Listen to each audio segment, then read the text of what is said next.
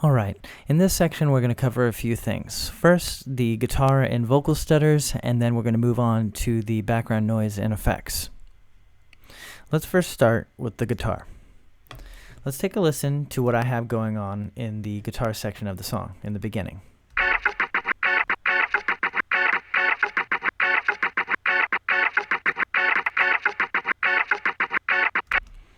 So what you hear is kind of a cool rhythm that I thought helped push and move the entire beginning of the song.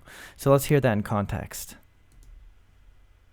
Now greetings to the world. Voice of the one big gang still alongside Skrillex. Them for no.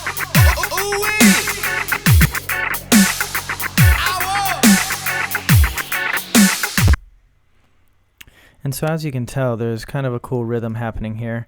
And all I did was just chop up one small part of the Skrillex guitar from the original. So let's hear it again, just briefly.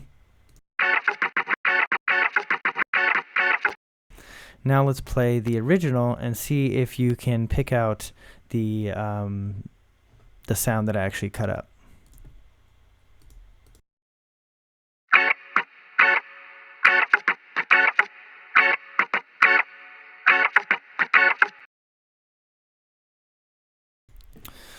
So I think it was about right here, and I just kind of cut this and then I kind of moved it about and got that cool rhythmic section happening, just to kind of do something a little bit different than what he had. I did like the intro that he originally had going on, but you know, I thought that I would provide a little bit more rhythm there in the beginning for my remix. Okay, now let's take a look at the vocal stutter. There's really only one, super simple, and I do this, and I did that with the guitars because I like chopping it up with audio instead of actually using stutter edit. I believe this is a technique that Skrillex uses himself. I personally just found it easier. When I first found out about iZotope's stutter edit, I thought it was the greatest thing in the world.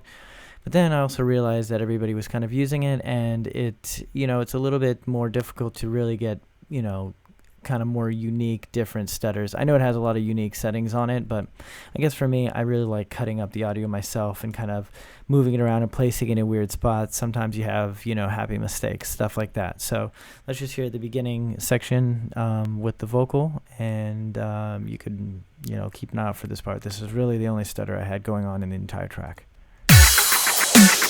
Now greetings to the world. Voice of the one big gang still alongside Skrillex. Them for no.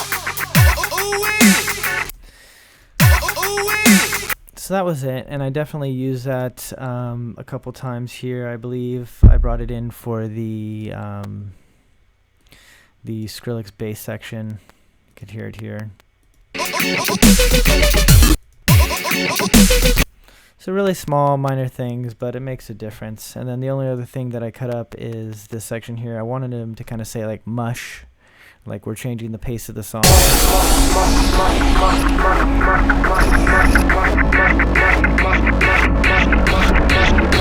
Let's see where I got that from. Mash up the place, turn up the mash up the place, turn. So I got it from where he said, please mush up the pace. I think that's what he's saying. Anyways, so that's just where that came from. Just nothing too crazy, but I thought it was cool.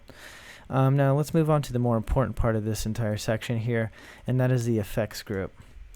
In any track that you do, you always want to have background noise and effects, and for some reason this took me a while to grasp myself as a producer, but once I started using this technique after hearing it more and more in other people's songs, it really started to help as far as filling in the gaps and where in places that I thought it needed something else. It sounds good, but it needs something, and I don't know what that something is, so I used to go and layer in another instrument. Maybe it'd be an arpeggiator, or maybe a pad or something like that, something that might conflict with the other sounds that are actually in the song.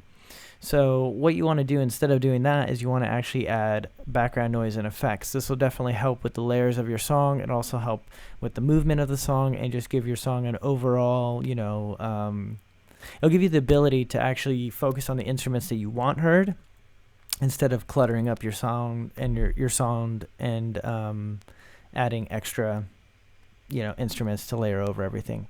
So this is actually a really good technique to help, fill those small gaps where you feel something else is needed. Let's just take a listen to this section here. This is the transition section, and then we'll go into this section, which is the more dubstep section, and I will bring it in and out and solo it and all those fun things so we can kind of hear the effect that it actually has on the track.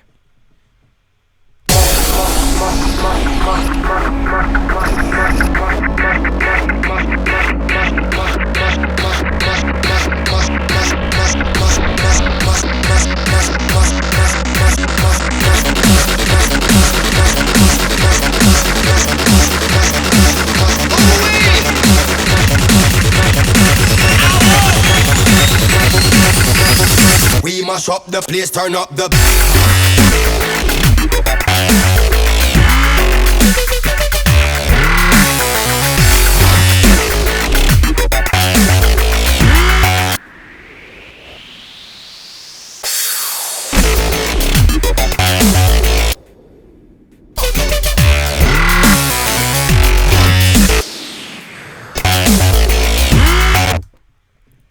So it might be hard to hear in some parts, but this is definitely, especially when you're on bigger speakers and you're listening to it and, it sounds a little bit dry, this will definitely help add to, making it sound more full and, like it's moving and, that there's, stuff going on in the background that's kind of tricking the mind and tricking the ear a little bit, but it's just basically supporting all the other instruments that you have going on.